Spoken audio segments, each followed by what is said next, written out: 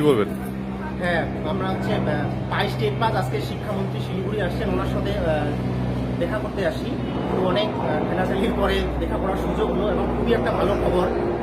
এরপরে যে আমাদের গৌতম পাল ভয়ের সঙ্গে যে আমাদের 22 স্টেট দেখা করতে গিয়েছিল, তো ওখানে পালবাবু বলেছিলেন যে আমার কাছে কোনো ভ্যাকেন্সি আসেনি, ভ্যাকেন্সি আসলেই আমি নোটিশন দিয়ে দিব। তা আমরা এই কথাটাই আজকে এই শিক্ষামন্ত্রীকে জানালাম। তো বললে না, আমার কাছে তো এরকম কোনো নেই যে আমি ভ্যাকেন্সি পাঠানোর। তো আমাদের সামনেই উনি গৌতম পাল মহাশয়কে ফোন লাগালেন লাউড স্পিকারে। তারপর উনি বললেন যে পালবাবু এই খবরে 22 স্টেট পাস যারা আসে এদেরকে আমি কি বলবো।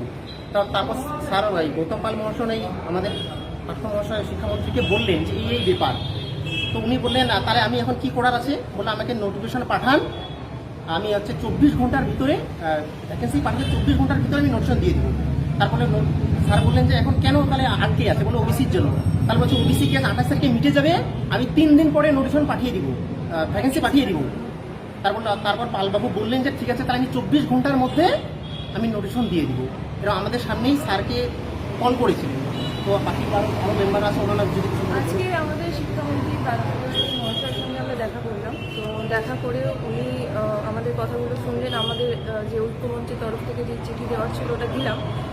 তারপরে উনি সেটা শুনে সাথেই উনি গৌতম পাল মহাশয়কে ফোন করলেন, ফোন করে জানলেন যে কি পরিস্থিতি, কেন এরকম দেরি হচ্ছে বা কিছু। তো তখন গৌতম পালবাবু বললেন যে ওবিসি মামলার জন্য আটকে আছে, আর ওবিসি মামলা সলভ হয়ে গেলে তারপরে আমাদের ভ্যাকেন্সি চাওয়ার জন্য 3 দিন সময় লাগবে। আর তার সাথে সাথে গৌতম পালবাবু বললেন যে তার 24 ঘন্টার মধ্যেই আমরা ইন্টারভিউ নোটিফিকেশন নিয়ে আসবো। এইটুকু আমরা আজকে মোটামুটি পরিষ্কারভাবে শুনলাম। আর আমাদের শিক্ষামন্ত্রী মহাশয় খুব ভালো মতো আমাদের সাথে সহযোগিতা করে কথা বলেছেন, আমাদের বক্তব্য শুনেছেন, আমাদের দাবি দেওয়া শুনেছেন।